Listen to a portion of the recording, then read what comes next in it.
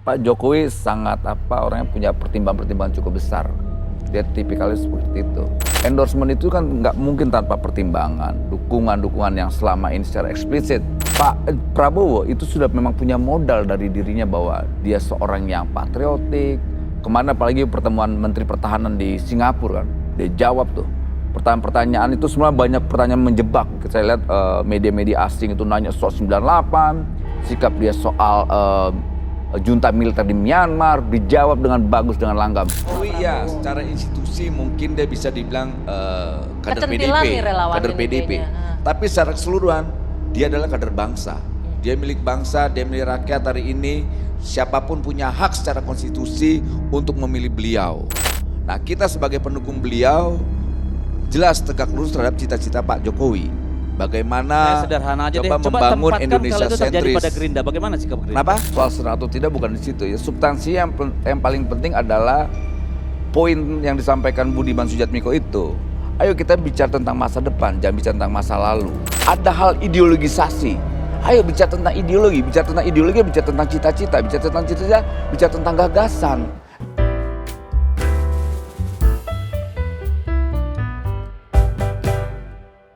Jelang pemilu 2024 ada fenomena yang cukup mencengangkan kita semua. Yang tadinya mungkin sangat setia, sangat loyal dengan salah satu bakal calon presiden, tiba-tiba lompat. Lompatannya bukan hanya 1-2 kali, tapi narasumber saya kali ini, lompatannya kalau saya hitung ini lompatan yang ketiga. Yang pertama bilang mendukung mati-matian sama Joko Widodo. Tiba-tiba di tengah jalan mendukung Ganjar Pranowo. Belum juga kontestasi, sudah menyatakan diri, saya mendukung bakal calon presiden Prabowo Subianto. Inilah dia, Immanuel Ebenezer Gerungan. Saya baru tahu ini ada kata ketiga Gerungan, Bang ya. Siapanya Rocky Gerung ini, Bang? Nggak tahu. Gue nggak tahu itu. Itu kan marga doang. Nama asli kan tapi itu kan, Bang? Asli, nama asli. Kok jadi kalem, Bang, sekarang di Gerindra beda sama kemarin kayaknya? Bukan kalem. Apa ya? Ya fase yang gimana itu kan udah lewat. Sekarang fase kita lebih rasional dalam melihat politik.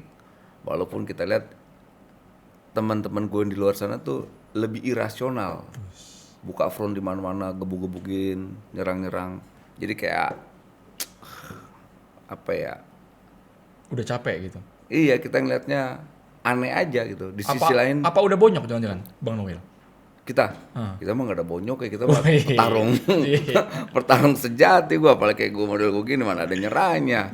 Yang gue lihat itu teman-teman gue ini seberang sana yang lucu sekarang, kayak apa ya, gue ngeliatnya udah nggak ada hal yang ideologis lagi. Jadi kayak orang tenggelam di tengah laut, kalau ada rumput yang diambil, kayak gitulah. Jadi udah apapun yang bisa nolong dia diambil aja, mau balok kayak mau kayak kertas yang sebetulnya tidak bisa nolong. Artinya kita lihat 2024 Ganjar kala itu sudah di depan muka kayak gitulah. Makanya ada semacam kepanikan. Ngeri. Jangan. Apalagi kemarin lihat. Nanti yang merah-merah bakal marah loh, Bang. Kalau Abang bilang gitu, Bang. Harus marah kenapa? Kan kita gini. Belum juga pertandingan udah bilang kalah duluan lawannya. Sakit hati ntar. Ngukur yang orang sebelah. kalah itu analogi seperti bola. Kalau pertama 1-0 itu masih dia bisa tentang strategi. 2-0 itu kehilangan strateginya. 3-0 itu pasti kan cikin berantem tuh. Makanya dia hajar aja terus. Kita sih ketawa-tawa aja, ngeliatin ketawa-tawa aja. Apalagi dengan sikapnya Pak Prabowo yang selalu nganggap bahwa ya tak usah lah serang-serang gitu kan. Mereka seperti gebuk angin kan, digebukin terus kita. Tapi kita diam aja. Bahkan kemarin-kemarin saya katakan ya Mas Ganjar katanya kita dikepung, diserang segala arah. Ih, siapa yang ngepung? Dia yang nyerang, nggak ngapa-ngapain, kayak orang kesurupan. Jadi ini pada kesurupan. Apalagi kemarin kita baca di Detik lah ya, dia coba ingin menggandeng yang namanya Mas Anies Baswedan. Kita kaget juga loh. Kalian bukan dulu yang ngutuk-ngutuk Anies Baswedan. Makanya kita ketawa-tawa, cie lagi mau mesra nih ya gitu. Tapi ya nggak apa-apa sih, kan kita pengen demokrasi ini lebih baik gitu. Ya sudah. Bicara ya yang kita kawal gagasan aja. Jadi kayak malu-maluin. Ini kan PDIP, ini kan partai besar, bukan partai bocil kan, bukan partai anak-anak. Kok tidak ada hal yang ideologis yang disampaikan ke publik? Kerjanya nyerang aja kan anak kecil. kayak anak TK kalau bahasa Gus Dur ini kayak anak TK perilakunya, kayak anak SD yang baru sekolah. Waduh. Atau kalau nggak kayak anak-anak yang demen tawuran. Makin panas nih kayak ini. Enggak. Tapi buktinya Bang Noel dulu loyal banget sama Jokowi, sama Pak Ganjar, loyal banget. Kok sekarang Kalau malah soal pindah ke loyal, Prabowo? saya loyal sama Jokowi. Siapa bilang nggak loyal sama Jokowi? Sama Jokowi ya, ketua umum Jokowi mania, pernah Iya. juga jadi ketua umum GP mania, Iya. Ganjar Pranowo Iya. mania. Iya, kita tetap loyal terhadap cita-cita Pak Jokowi karena beliau biar gimana pun juga pemimpin saya yang sampai detik ini dia tidak keluar dari track cita-cita yang dia emban ya. Jadi masih ada di otak saya lah bahwa Pak Jokowi ini adalah sosok pemimpin yang sampai detik ini memiliki catatan yang luar biasa dalam perjalanan politik saya. Nah kemudian saya tegar ke Ganjar tidak, karena gini, saya waktu mendukung Ganjar itu bukan karena pertimbangan yang kira-kira cuman mendukung ANSI, tapi ada pertimbangan politik yang lain. Waktu itu saya coba mencegah atau ngeblocking yang namanya opsi politik sesat. Politik sesat itu misalnya dukungan 3 periode ya, dukungan 3 periode, kemudian opsi yang coba memperpanjang pemerintahan Pak Jokowi Sudah yang dipatahkan semua itu, Bang, ya? kemudian penundaan pemilu. Nah, opsi taktis saya untuk memblocking itu mendukung Ganjar. Nah, berjalan kita lihat Mas Ganjarnya selama 2 tahun saya dukung, kan pertama emang tidak punya ide, tidak ada gagasan besar buat bangsa ini seperti apa. Dulu alasan kawan-kawan, ya belum dideklarasiin, belum didukung. Nah sampai sekarang ini didukungnya nggak ada otaknya. Waduh. Deklarasi pun nggak ada tuh mana. Gagasan besar buat Gue kedepannya telepon seperti deh, apa. Ganjar Pranowo nih udah Jangan. difitnah nih sama Noel nih. Aduh, bahaya itu nanti dia ngamuk-ngamuk. Gue takut dia malah. Gitu. Jadi nggak ada yang ini, nggak ada apa yang kira-kiranya tawaran Indonesia ini lebih baik ke depan, nggak ada. Yang ada ya naik sepeda sendirian, makan sendirian. Tapi kan punya visi misi Bang, punya gagasan tersendiri Bang. Apa? Kita tanya Gagasan menyendiri. Mbak Google nih, gagasan Ganjar Pranowo coba keluar nggak nih coba ya? Pasti Apa? keluar banyak pasti Bang. Yang mana? Tuh, gagasan Ganjar Pranowo. Yang mana? Coba saya bilang kita. Lo aja Ganjar lama akan nyari. lebih fokus pada pendidikan. Wah, di Jawa Tengah kemarin kan? Duh, pendidikan. Iya. Angka putus sekolah di Jawa Tengah berapa per tahun? 45.000 atau berapa puluh ribu itu? Gitu. Jadi aduh, itu mah bukan program Ganjar, program pemerintah dalam mengentaskan kemiskinan, lantas pengurangan angka apa gitu ya, supaya angka pendidikan itu tinggi. Kalau itu mah bukan, itu udah fokusnya Pak Prabowo tuh. Sampai Pak Prabowo itu bicara tentang makan siswa, anak sekolah itu dari tingkat PAUD sampai SMA. Itu sampai sebegitu itu Pak Prabowo bicaranya. Gitu. Dan itu dipraktekkan dengan Pak Prabowo. Banyak sekali dia menolong orang, anak-anak putus sekolah atau anak-anak yang diberi beasiswa sama Pak Prabowo. Dia tidak berkuasa aja sudah melakukan hal itu. Nah ini sudah berkuasa berkali-kali, udah jadi gubernur, angka putus sekolah di Jawa Tengah. Padahal dulu Bang Noel ini seingat gue muji-muji banget sama Ganjar Pranowo Bang. Maksud gue kok bisa cepet banget berpaling hati Nggak ini, Bang? muji. Yang tadinya cinta kok sekarang kesannya kayak narasinya benci gitu Bang. Ya bukan benci, tapi memang kita ini aktivis. Aktivis itu ketika mendukung orang itu ada sebuah rasionalisasi. Itu bentuknya apa? Gagasan. Ketika kita dukung tidak ada gagasan, pegel juga kan. Kita kan pengen nemuin gagasannya apa ya? Gak nemu-nemu, udahlah. Gitu. Lantas waktu saya tinggalin Ganjar kan, Ganjar lagi elektoralnya lagi tinggi-tingginya. Apalagi dulu waktu saya tinggalin Ganjar kan gak ada ngaruhnya katanya. Abang sampai dibilang kutu lompat loh. Kutu lompat dari mana? Definisi kutu lompat itu apa? Wah nih merapat ke Gitu loh. kepentingan doang nih kayak ini. Yang punya modal Kalau banyak seandainya doang merapat Bang. itu kan gini, saya jelaskan logikanya. Kalau kutu loncat itu biasanya itu nyari yang menguntungkan.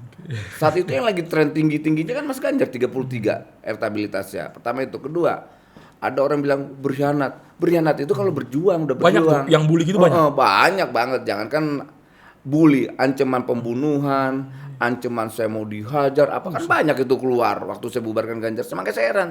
Saya dukung Ganjar, saya dimusuhin. Saya bubarin Ganjar, dimusuhin. Maunya apa sih ini orang-orang ini kan gitu.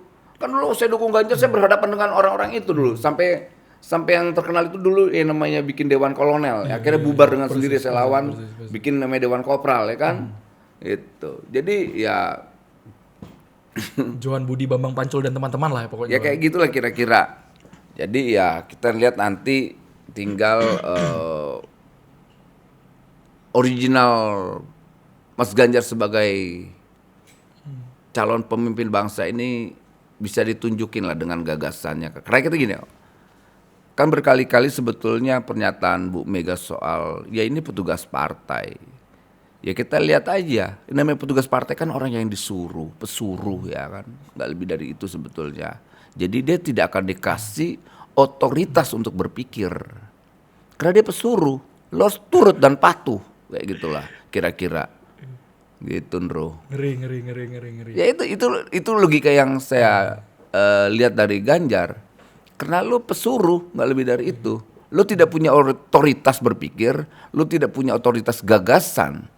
Lo hanya disuruh aja udah kesono lo, gitu loh. Lo belok, lo ke kiri, ke kanan.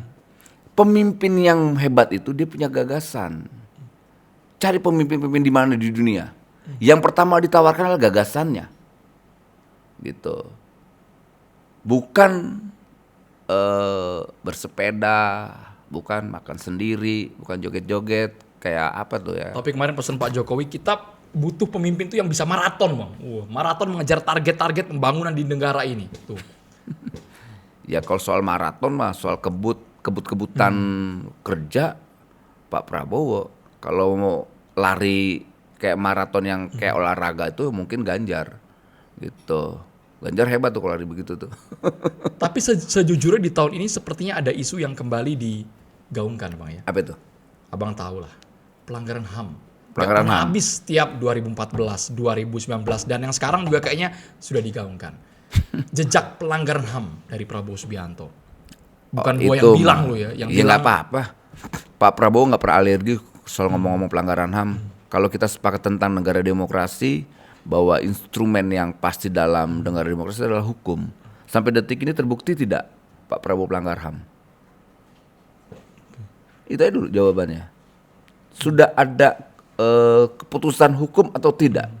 Kalau cuman mengorkestrasi lantas melemparkan isu, lama-lama itu kelompok kayak orang-orang ini kayak kelompok infotainment, hanya menyebarkan isu aja gitu loh.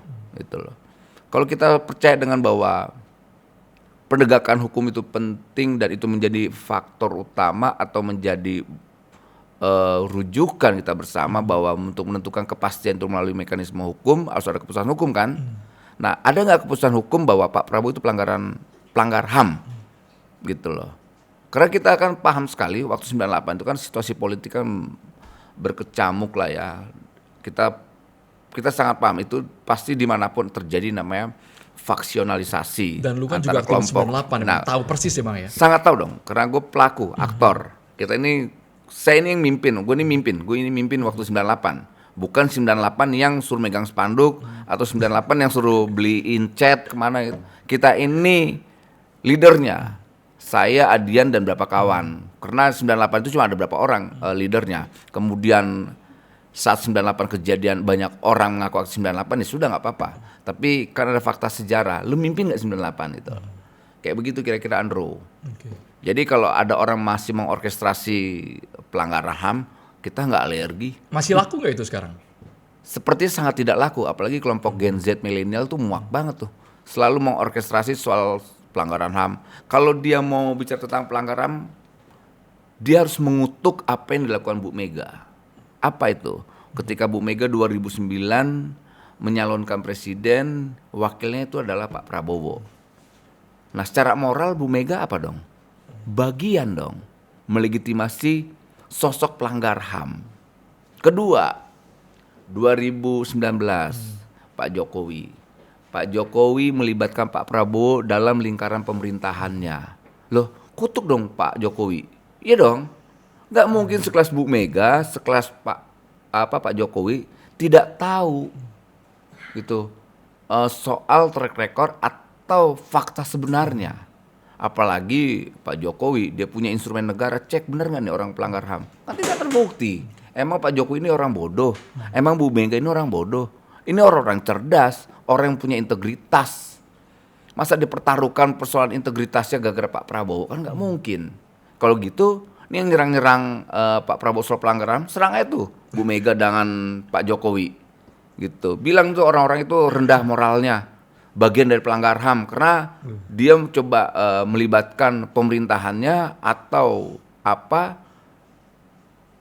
orang yang melakukan pelanggaran HAM itu dilibatkan dalam pemerintahan itu nggak baik dalam logika yang mereka orkestrasikan ya gitu.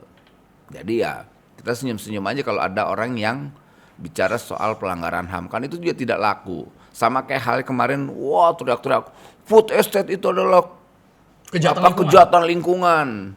Dia lupa tuh tahun 2000 berapa kemarin itu ada maling bansos. Maling bansos saat bencana ada menteri. Dan itu hukum itu benar, bukan ngeri, itu bukan gosip, itu fakta. Tembakannya udah kemana-mana. Iya, dan itu jelas kan, gitu. Saat orang kena bencana global, ada tuh yang maling bansos tuh, berasnya nggak layak dimakan, sardennya juga kucing aja muntah makannya, sampai sebegitunya. Jadi lucu nih, banyak orang-orang aneh sekarang nembak-nembak, bikin front di mana-mana, kayak anak doyan tawuran. Di sisi lain kita paham lah, PDI ini kan partai besar, tapi perilaku elitnya kayak merendahkan partainya sendiri. Ya, tapi ya nggak tahu lah apa yang benar apa yang disampaikan dulu Gus Dur ya. Taman kanak-kanak. Tapi secara head to head Bang, lembaga survei kan dinamis sifatnya. Iya. Ganjar dan Prabowo saling salib sekarang. Iya. Ada yang mengungguli Ganjar, ada pula yang menilai Prabowo di atas Ganjar. Ya masih fluktuatif banget lah. Ya sangat fluktuatif. Dua ini memang. Menurut Abang sendiri, apa sih kelebihan Prabowo yang nggak dimiliki Ganjar maupun sebaliknya? Kelebihan Pak Prabowo yang tidak dimiliki Ganjar. Apa ya? Nah kan? Saya malah kadang-kadang bingung gitu. Kalau soal Pak Prabowo kan kelebihannya banyak ya, susah kita. Bisa aja nih jawabannya, bisa aja. Saya sampaikan dia seorang pemimpin. Dia pernah mimpin di ketentaraan ya, khusus di militernya, yang tidak mungkin bisa dimiliki Ganjar.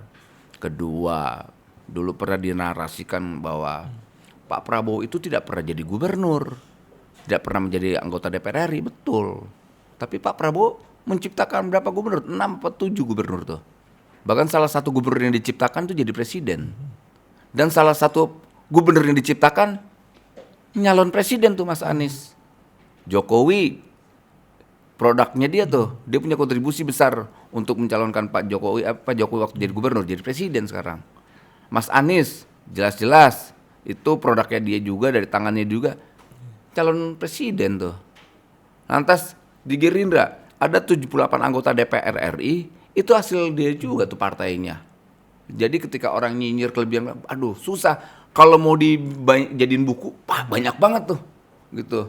Jadi kalau mau dibilang apple to apple ya saya nggak mau lah, saya juga nggak mau ngerendahin Mas Ganjar lah ya. Tapi saya yakin juga pasti ada yang kelebihan Mas Ganjar tidak ada di Pak Prabowo. Tapi ada kelebihan Pak Prabowo pasti tidak dimiliki Mas Ganjar, gitu.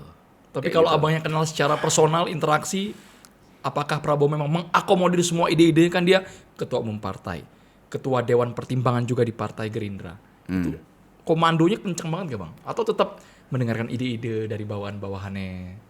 Dia sosok pendengar, dia sosok pemimpin. Gitu. Pemimpin itu kan bisa mendengar. Tidak dengan gaya angkuh ya. Kalau ngeliat orang gini. Enggak. Tahu kan yang saya maksud siapa gayanya angkuh? Siapa? Ganjar. Mana pernah Ganjar tuh ngeliat orang tuh dengan Ini apa asumsi itu? sepihak dari bukan Bang sepiak, Noel ini. enggak sepiak. Iya. Enggak sepiak, yang ngomong sepiak. Gua enggak mau bilang sepiak. Tapi itu fakta. Ganjar dianggap dekat dengan rakyat loh Bang. Itu Nyapa rakyat tuh deket banget loh Bang. di kalau mana? Di lapangan. Itu di mana? Dekat dengan rakyat itu di mana? Ya anggapan dari Di tuan timnya. konten, di Oh, konten. Konten-konten YouTube bisa gitu. Tapi kan selaras tidak dengan tindakannya kan belum gitu. Tapi ya nggak apa-apa lah. Mas Ganjar harus dibiasakan dengan kritik-kritik seperti ini. Kalau tidak biasa, ya kembali lagi dia sosok pemimpin yang sangat feodalistik. Gitu. Termasuk Prabowo juga siap dengan kritik karena mungkin cap. Pak Prabowo bukan kritik, difitnah aja udah biasa, dihianatin udah biasa, kok kritik? Udah bukan levelnya lagi kritik. Dia udah nggak, dia fokus dia bicara tentang ke depan, tidak bicara tentang ke belakang, ke kiri, ke kanan. Itu pemimpin, gitu loh. Nah, Pak Prabowo, kalau menguji Pak Prabowo, yang tidak ada di Ganjar adalah Pak Prabowo mampu melahirkan pemimpin yang tidak bisa dilakukan oleh Mas Ganjar. Dan itu tidak mungkin bisa dilakukan oleh Ganjar. Apalagi Ganjar itu pernah jadi anggota dewan hasil PAW, bukan hasil dia berjuang. Ingat itu. Hasil PAW itu Ganjar tuh. Pak Ganjar, semoga Bapak bisa hadir ke sini menjawab semua tudingan-tudingan dari Noel ya Pak ya. Saya tidak menuding Mas Ganjar, saya hanya bicara tentang fakta. Gitu. Semoga Mas Ganjar tetap senyum dengan gaya angkuhnya gini. Siapa yang angkuh katanya gitu kan. Biarin aja. Tapi Bang, kalau soal Prabowo Bang, ada yang bilang juga ini kan katanya Bang. Tapi memang harus dijawab juga. Pak Prabowo temperamen. Wah, jangan-jangan ini orang otoriter, ngeri kita dipimpin ini orang. Ada juga anggapan di luar sana spekulasi. Ya nggak apa-apa. Nah buktinya faktanya gue nih. Nah gue datang ke Prabowo, tuh gue bilang, gue sampein ke Pak Prabowo, Pak, saya ini minta Bapak ditangkap loh 2019. Noel, saya ini tidak punya waktu untuk bicara ke belakang. Saya tidak punya energi untuk bicara masa lalu. Itu pemimpin, bos. Jadi pemimpin itu punya jutaan pintu maaf. Dan dia bicara tentang ke depan. Bukan ngambek-ngambek, baper-baperan. Kurang apa? Kita joget-joget tuh. Waktu saya pernah diundang ke tempat Pak Prabowo makan malam. Enak joget-joget, seneng gitu. Enak kan kayak gitu pemimpin itu. Polos aja gitu Bang. Iya, dan kan berkali-kali Pak Prabowo sampaikan tuh di beberapa media, gue ini bukan politisi, penuh dengan kepura-puraan. Dia bukan politisi, dia itu kader tentara, gitu loh. Dia lahir dari satuan komando pasukan khusus. Jadi ya begitu karakternya. Mana bisa dia kayak bikin apa ya, jadi kayak model-model YouTuber. Pernah diarah-arahin kayak begitu tuh Pak Prabowo. Hai guys, saat ini saya sudah bersama dengan misalnya gitu ada, bisa nggak? Nggak bisa Pak Prabowo.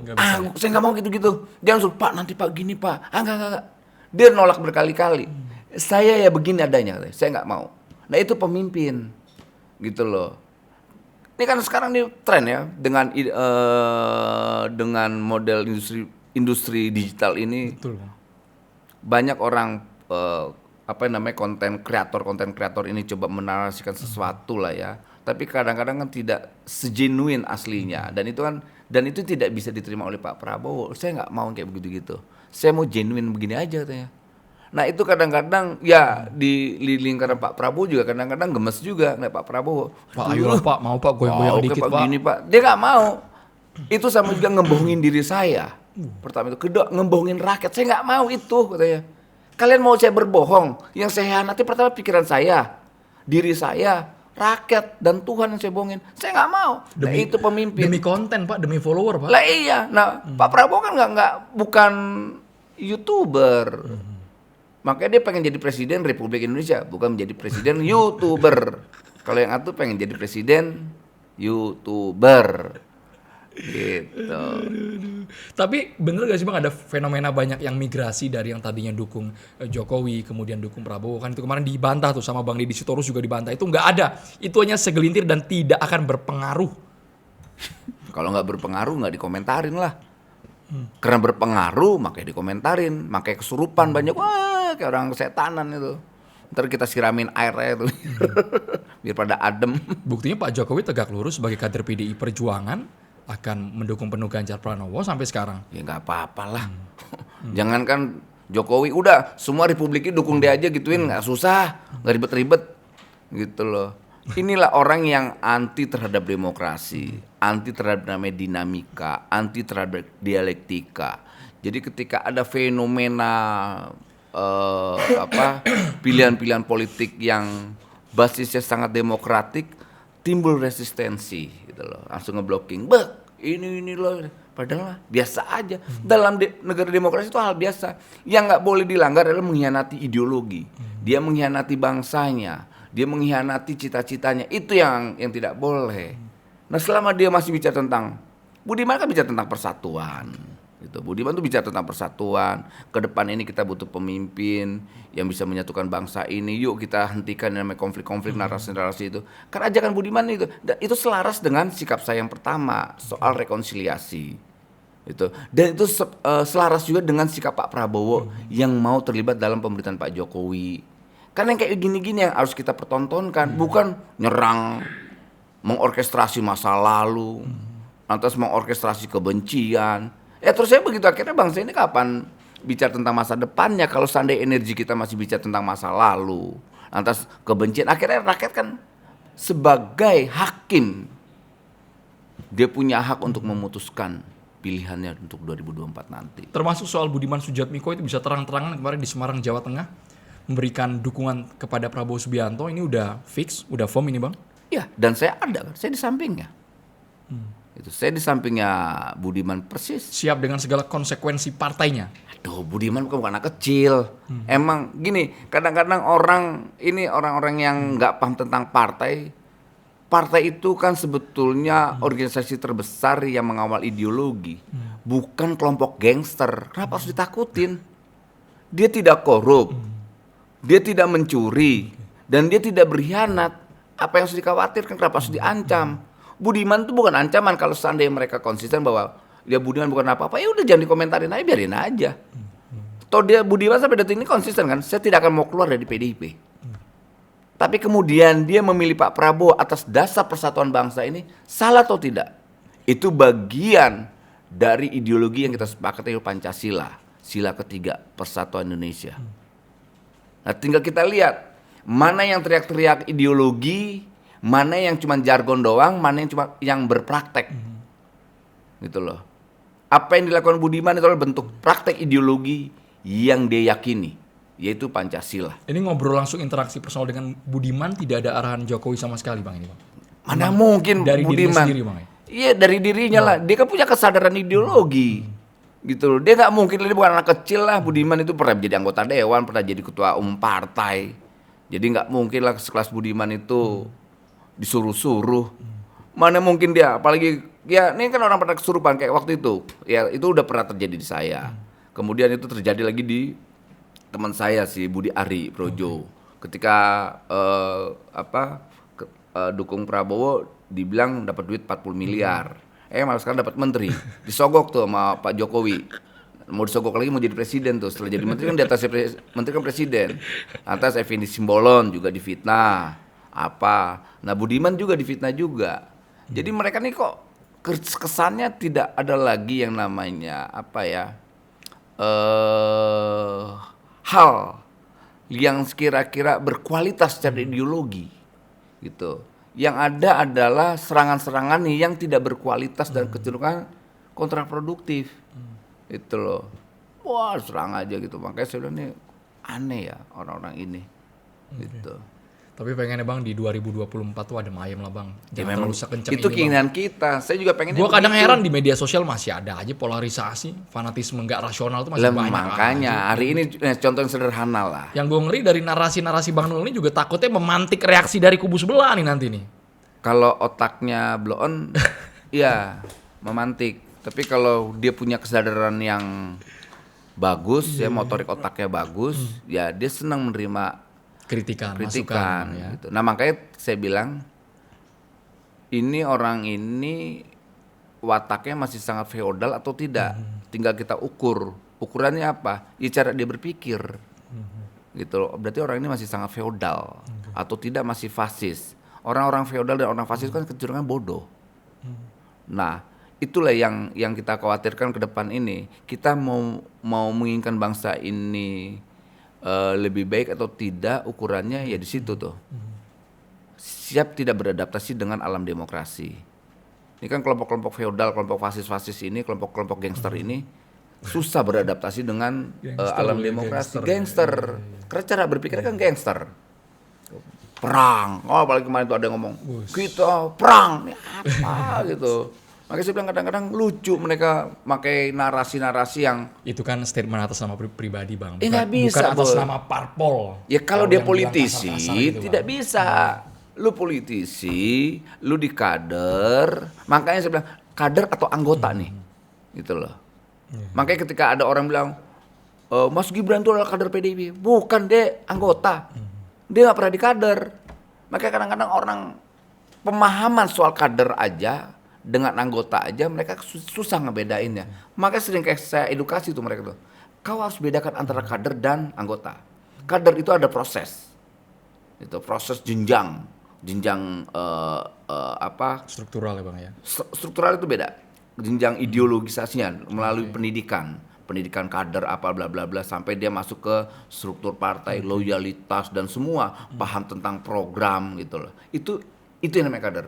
Kalau anggota itu ya cuma dikasih KTA ya udah tuh tanpa mengetahui roh organisasi dan program partai.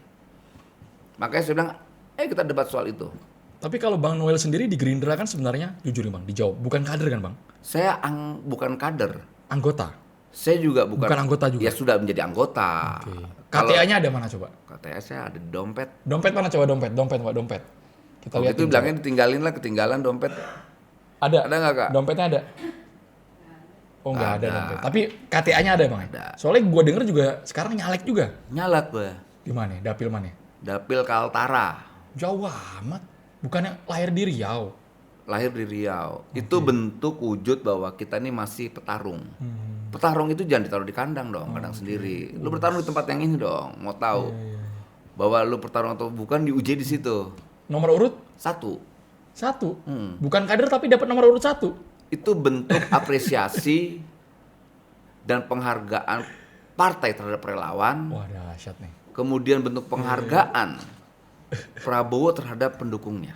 Langsung dapat Dia 1 ajak loh. tuh semua tuh, tahu saya. Banyak relawan-relawan yang lain diajak kalau mau mereka berjuang di parlemen silakan diuji aja. Diterima tuh sama Gerindra. Itu bentuk penghormatan Gerindra terhadap relawan. Maksud gue newcomer langsung dapat nomor 1. Iya, ya kan diuji. Kenceng banget ini kayak ini. Lo nggak juga, biasa aja. Emang ada jaminan nomor 1 jadi? Ya belum tentu. Lah iya nggak ada jaminan. Gitu loh. Nggak ada jaminan. Dahsyat ya. Karena di Gerindra kan nggak terlalu banyak yang bahkan incumbent aja ditaruh nomor berapa, diuji kok. Diuji bahwa dia bekerja atau tidak di situ. Jangan keluh kesah soal nomor. Apalagi model kayak Pak Prabowo. Diuji. Ini orang-orang ini nebeng popularitas Pak Prabowo atau mereka benar-benar bekerja di bawah. Gitu loh. Oh Jadi ada itunya ya, apa istilah KPI-nya kalau di kayak perusahaan. gitulah, Iya. Ini orang kerja apa cuma nebeng doang gitu kayak ya. gitu kira-kira. Jadi Numpang gua doang gitu. ya, saya sih senang sekali ya ketika Gerindra memberi kesempatan saya untuk berjuang di parlemen dengan memberi nomor 1. Itu kan nomor psikologis lah ya, itu luar biasa.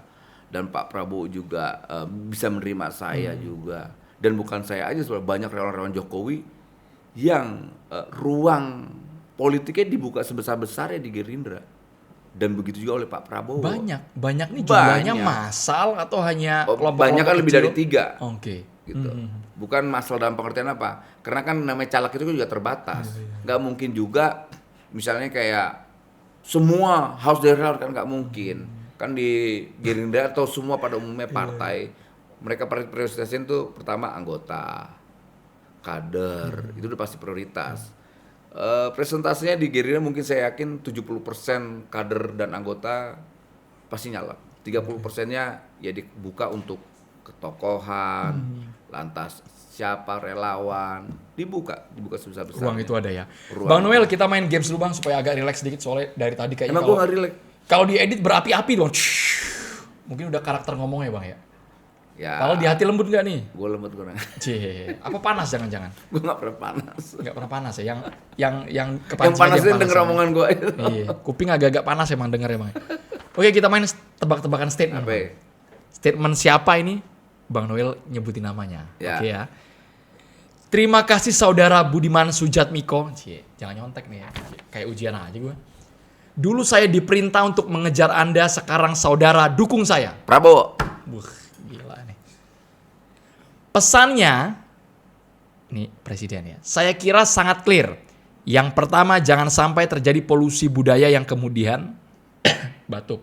Nggak ada ya presiden yang batuk ya. Gua doang yang batuk ya. Gua ulang deh. Pesannya, presiden, saya kira sangat clear. Yang pertama, jangan sampai terjadi polusi budaya yang kemudian tidak sesuai dengan apa yang jadi nilai-nilai kita. Kasar, tidak hormat, karena ada PR besar yang mesti kita selesaikan terhadap kondisi dunia, wabil khusus posisi Indonesia terhadap dunia. Kata siapa itu? Pak Jokowi. Bukan, salah. Siapa? Salah. Gua yang megang soal jadi gue yang tahu jawabannya Bang. Ganjar Pranowo Bang. Oh Ganjar ngomong itu. Yo, Cerdas iya. Ganjar ya. Yes. Oh, iya. Gue nggak nyangka juga Ganjar sampai ngomong begitu. Satu lagi Bang. Karena gue sebagai pendukung Prabowo jadi denger Ganjar tuh udah nggak bisa lagi di kuping gue. Iya. Subjektif. Sekalian denger langsung cerdas juga ya Bang. Ini Bang, ini kalimat siapa ini? Kita merdeka bukan 5 tahun yang lalu. Kita merdeka 78 tahun yang lalu. Dan selama 78 tahun itu sudah banyak presiden bekerja, ada jutaan orang yang sudah berkarya. Ini bukan karya satu orang, ini bukan karya satu presiden. Kata siapa? Ntar dulu. Ini bahasanya Siapa? Ganjar juga ya kalau nggak salah ya. Bukan. Siapa ya? Coba, gue ulangin kalimat terakhir ya. Ini bukan karya satu orang, ini bukan karya Pak Jokowi bukan? satu presiden. Bukan. Siapa lagi dong itu? Gimana nih, coba siapa lagi? Kita merdeka bukan 5 tahun yang lalu. Oh Mas Anies ya? Yoi bro. Mas Anies betul ya. Mas Anies yang ngomong ini. Baswedan. Mas Anies betul. Ibu Mas Mega kan selalu berkata bahwa Indonesia itu butuh pemimpin yang memiliki pandangan-pandangan strategik. Nah, saya melihat bahwa kualifikasi itu setelah saya cermati dengan nalar saya ingin mengatakan bahwa kualifikasi itu dari 3 tokoh yang selama ini ada, memang banyak ada di sosoknya Pak Prabowo. Kata siapa itu? Itu yang jelas Pak Jokowi yang menyampaikan. Bukan. Pak Jokowi sempat ngomong itu juga. Masa? Iya. Ini kata Budiman Sujatmiko, Bang. Oh kata Budiman. Yoi, Bang. Setahu gue Pak Jokowi juga ngomong itu, sosok Ngomong itu. itu juga. Jawab singkat aja, Bang. Joko Widodo. Hmm. Pandangan lu apa, Bang? 1 kata, 2 kata boleh deh. Sosok yang punya ketangguhan dalam menjaga NKRI. Ganjar Pranowo. Ganjar Pranowo, sosok muda yang masih membutuhkan waktu untuk tidak di 2024. Anies Baswedan. Sosok pemimpin yang prosesnya juga dalam proses ujian untuk maju 2024.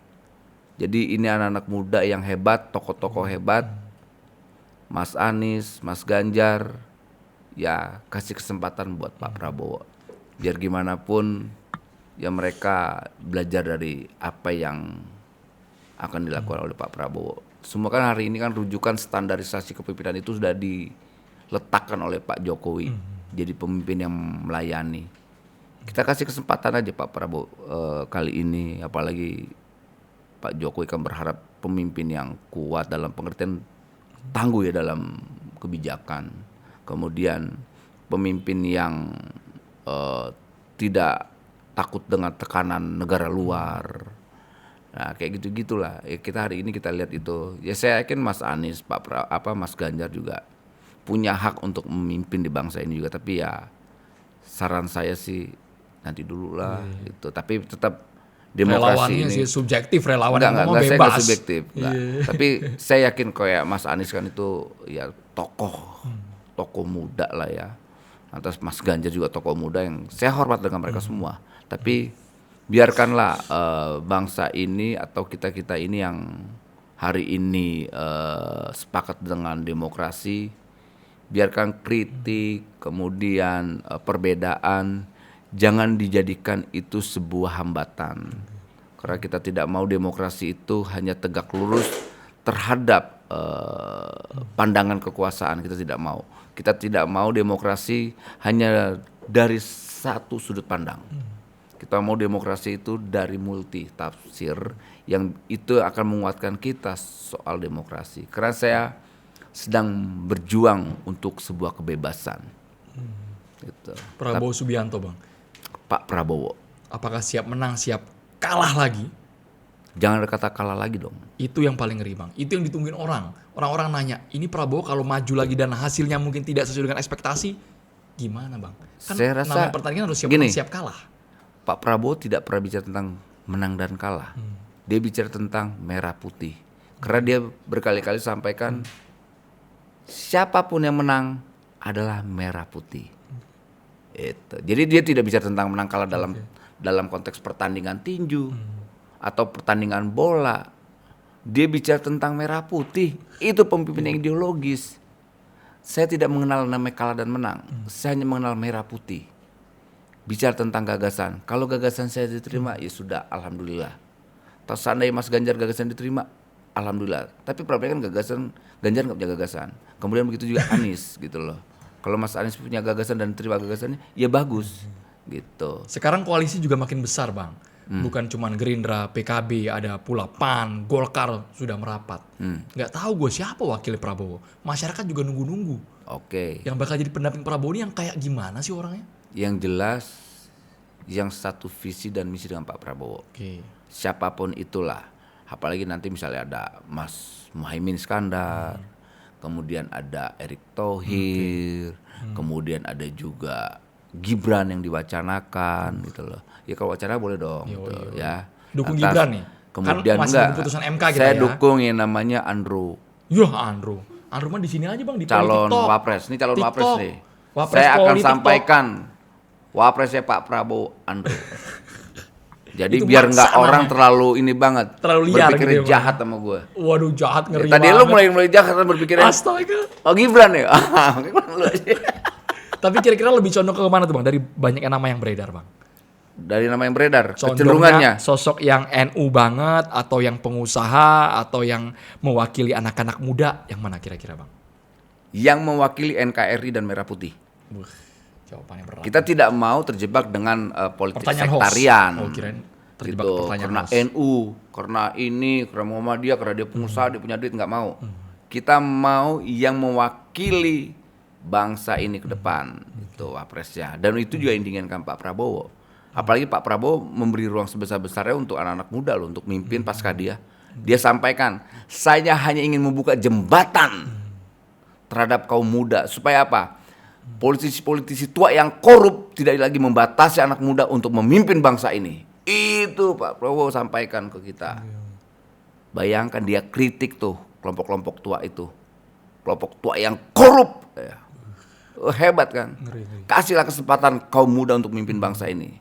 Maka dia bilang, saya sedang membuka jembatan untuk generasi muda untuk memimpin pasca saya. Itu pemimpin. Sangar ya, kita tunggu ya. Ini kalau bisa nelpon Pak Prabowo, telepon deh sekarang, Bang Noel. Ada gue bawa temen gue.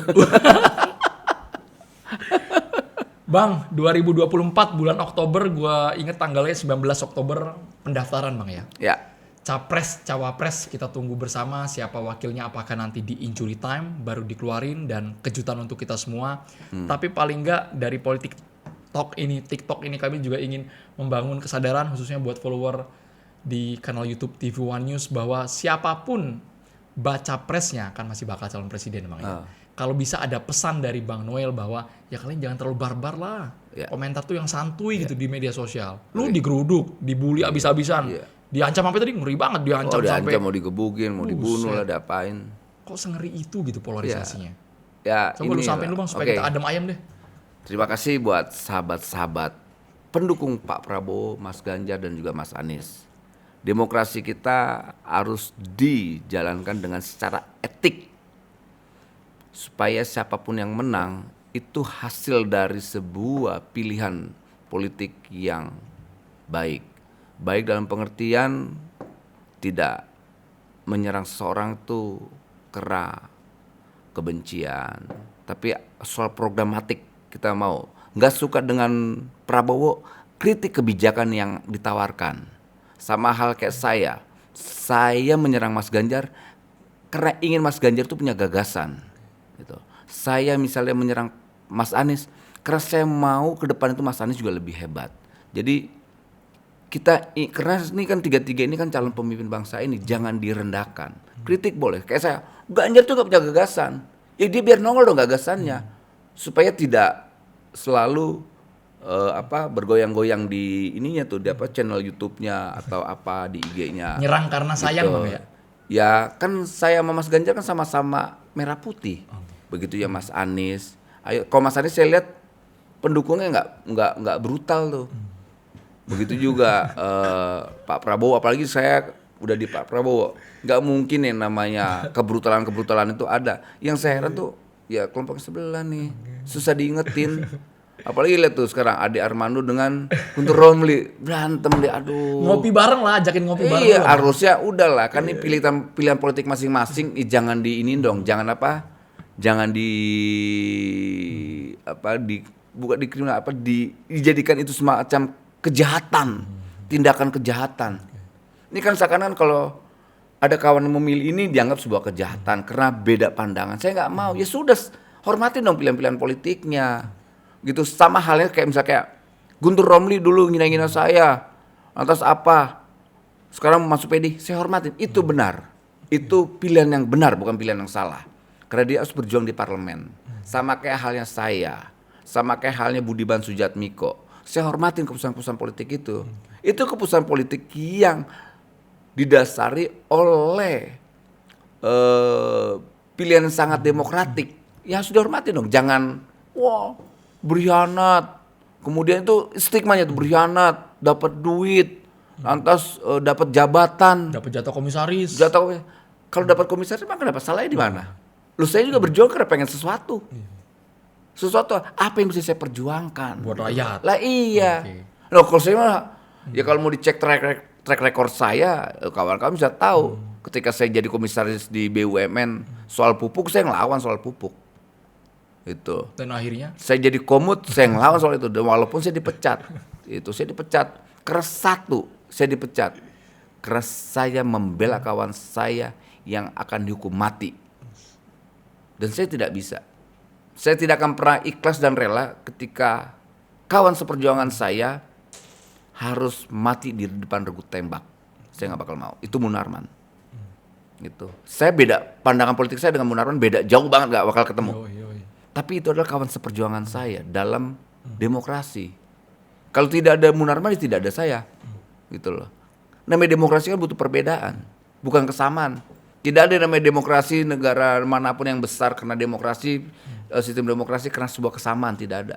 Tapi besar karena sebuah perbedaan. meskipun beda pilihan politik, tapi Bang Noel juga membuktikan dengan kawan itu tetap harus Iya dijaga, dong. ya Bang ya. Oh, saya hormatin siapapun. Kalian dukung Ganjar, dukung Anies maupun dukung Prabowo, nggak masalah, itu hak Masalah politik itu kita hak semua. politik harus dihormatin. Tapi jangan baperan. Pertama jangan baperan, jangan juga kayak orang kesurupan gitu. Itu yang paling penting. Beda pandangan kesurupan. Kayak sekarang saya nih ya, saya punya sekretariat itu di Jalan Imam Bonjol Menteng. Di sebelah saya itu ada senior saya, namanya Rumah Ganjar, Rumah Besar Ganjar. Sebelahnya lagi itu Adiana Pitupulu, teman dulu saya 98. Santai-santai aja dulu. Itu membuktikan apa? Kita ini sudah sehat secara demokrasi. Kalau dulu kan ada basecamp sih ketakutan bikin sono. Kalau enggak kayak kesannya menantangin. Kalau ini kan kita tidak. Kita tunjukin, ini loh, ini demokrasi yang kita inginkan. Beda, sama satu gang tuh. Gitu. Kan enak kita nunjukin ke rakyat itu, oh iya. Gitu udah kayak ini apa tuh kalau apa itu ya? Kalau tempat Toko saya merah, toko biru lah ya. Iya, toko merah, toko biru. Iya. Kalau enggak gini kayak sama Disebutin sebelah-sebelahan. mereknya. Gua udah nyebutin warna, disebutin mereknya. kayak gitulah. Gitu. Thank you banget Bang Noel. Paling nggak di ruang politik TikTok ini Bang Noel bebas berbicara. Dan gue juga berharap yang nama-nama disebutkan oleh Bang Noel mereka tidak dimasukin ke hati Bang. Cukup sampai Jangan di dong. lidah aja. Cukup sampai di mulut aja. Dan kalaupun nggak serak langsung datengin Bang Noel. Nah, ini bentuk mimbar demokrasi, Iya, kan? mimbar kebebasan ini penting. Langsung Kamu datengin, memberi konfirmasi, kontribusi klarifikasi. dalam proses demokrasi. Memberi ruang orang untuk bicara dengan sebebas-bebasnya tapi punya etik. Merdeka Bang. Gitu. Merdeka Merdeka lah, dong. ya. Apalagi 17-an, masih 17 masih merah putih, Bang. Iya dong. Semua di dada kita merah putih guys. Bentar lagi mau pilpres, harapannya siapapun kalian, dukungan kalian diarahkan ke siapapun, terlepas kalian mau fanatik, mau dukung ini mati-matian, terserah, monggo. Tapi ingat, persaudaraan harus selalu Oh iya kita dong. jaga. Persaudaraan itu abadi. Politik itu hanya sementara. Mantap, Gitu. masuk ke barang. Terima kasih banyak Immanuel Ebenezer sudah hadir di Politik TikTok. Nonton terus hanya di kanal YouTube TV One News. Kalian mau komentar apapun bebas. Nanti Bang Noel baca. Mau ngebully, mau memuji, silakan Bang Pasti Noel, dibully. ya. Thank you banget. Thank Bang you Noel. bro. Siap bro. Sampai ketemu lagi Bang. Thank you bro. Sukses terus.